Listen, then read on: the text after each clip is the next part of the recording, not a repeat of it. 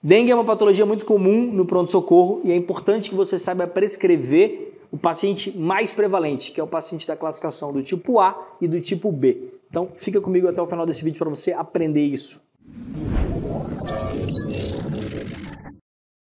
Dengue, meus amigos, dengue tá sempre no pronto-socorro. Tem algumas épocas do ano que dengue, assim, praticamente a cada 3 pacientes que você atende, um tá com dengue. Então, é uma doença prevalente pra caramba.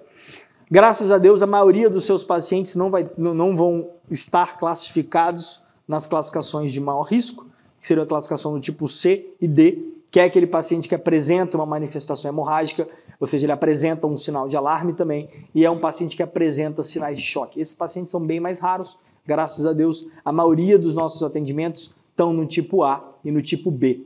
Né? O tipo A é aquele paciente que não tem sinais de alarme para dengue, né? O paciente que não tem lá vômitos refratários, não tem dor abdominal, não tem sinais de choque, beleza?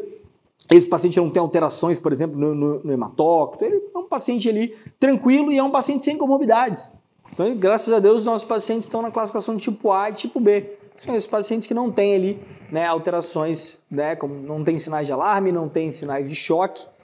E na classificação tipo A e B, o que diferencia uma da outra é o seguinte: o paciente do tipo A é um paciente rígido, tá? Um paciente que não tem comorbidades limitantes àquele paciente, né?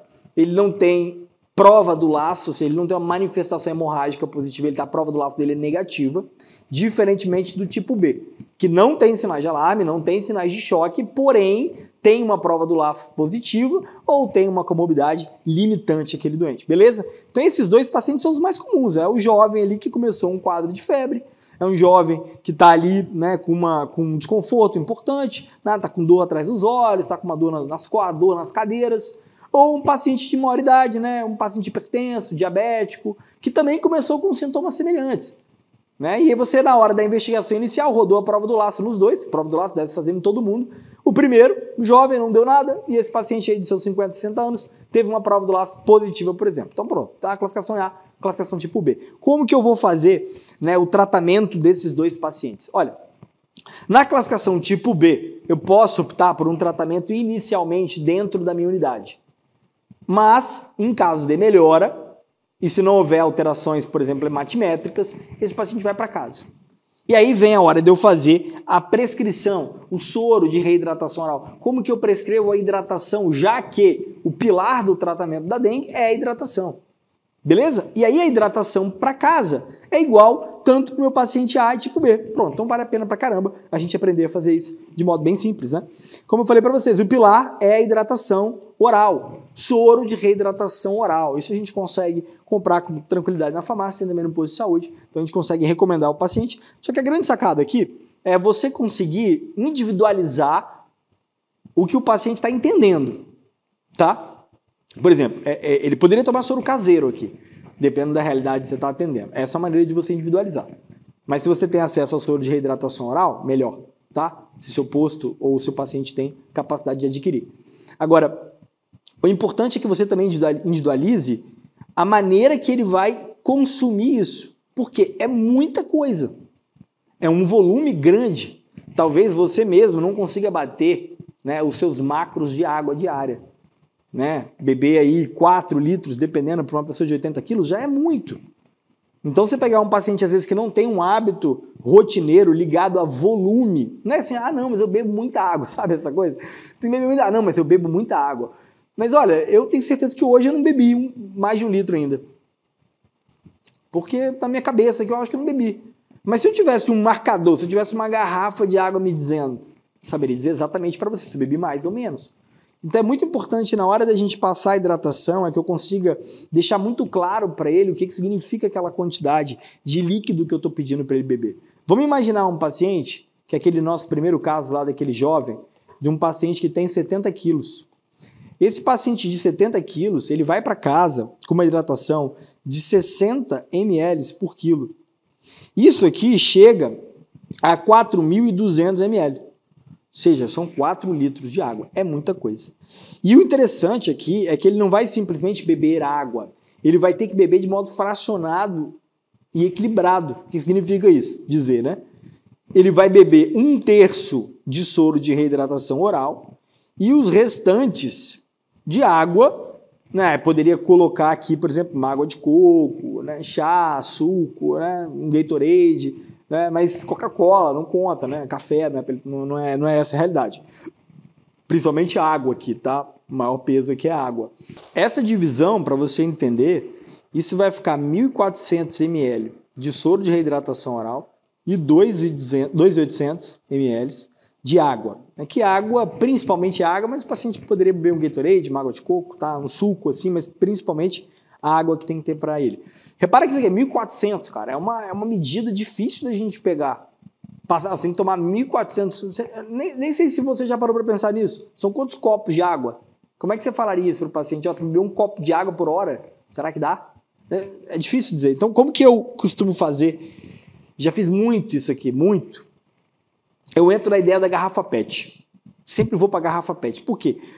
Fica mais fácil ainda, né? Porque a gente tem PET, por exemplo, hoje, de 1,5 litro e tem PET de 3 litros. Diferente de Coca-Cola. Coca-Cola tem as duas aqui, né? Tanto de 1,5 litro quanto de 3 litros. Ou seja, matou aqui a pau. Faça uma PET de 1,5 litro de soro de reidratação oral e pega aquela petona de coca de 3 litros e tome de água. Olha como que ficou muito mais fácil, porque o paciente vai ter que parar, vai ter que encher essas PETs e vai tomar. Muito mais fácil. Se você só tiver de 1,5 litro, imagina. Ah, não, nem sei que PET é essa de 3 litros. Ele toma 1,5 litro aqui e toma 2 PET dessa aqui, vai dar 3. Vamos passar um pouco mais aqui, ó. Não tem problema. Deu certo? Até porque é provável que ele beba um pouco menos. Você entendeu a diferença aqui de você orientar o paciente dessa maneira? Seja tão importante quando você lembrar dessas doses aqui, lembrar desse valor, é também muito importante você conseguir passar diretamente, né? Passar corretamente um soro de reidratação oral, principalmente nesse volume, né? Beleza, passou o soro, ok. Próximo ponto da nossa prescrição, analgesia. Lembrar aqui que a gente vai evitar usar aspirina anti-inflamatório. Então você pode passar para esse paciente, por exemplo, dipirona. Pode passar uma dipirona ou um paracetamol. Vamos no paracetamol? Ó, paracetamol. A gente pode usar aqui na dose de, por exemplo, 750 miligramas a cada 8 horas. Primeiro dia, normalmente eu mando o paciente tomar direto, né? Mas você pode recomendar acidura ou febre, se ele não tiver tão sintomático assim. E aí existem alguns outros remédios que a gente pode lembrar e deixar na manga para a gente usar em alguns pacientes, né? A dengue pode causar prurido. Então eu posso usar, por exemplo, a loratadina. Vai aliviar o paciente nesses sintomas. Loratadina é de 10 miligramas, um comprimido a cada 12 horas, tá? A gente pode usar nesse paciente. O paciente que está vomitando, está nauseado, né, é razoável também, né? Claro, ele não está vomitando de modo incoercível, né? Senão ele não seria um paciente do tipo A ou B. Mas é um paciente que está vomitando, tem um pouco de náusea, mas consegue beber, conseguiu se alimentar um pouco, ou seja, porque o paciente que só vomita, pessoal, ele acaba precisando ficar internado para tomar medicação, né, tomar soro de hidratação, né, fazer a hidratação dele venosa, porque ele não consegue manter, né, uma ingesta hídrica tão alta. Então a gente pode colocar, por exemplo, uma bromoprida,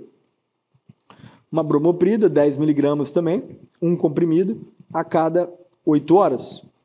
E por fim, lembrar aqui os cuidados. Né? Se a gente está falando, por exemplo, de um paciente com dengue, o que é importante eu descrever para ele de modo muito claro? Quais são os sinais de alarme? Eu posso explicar para ele quais são os sinais de alarme.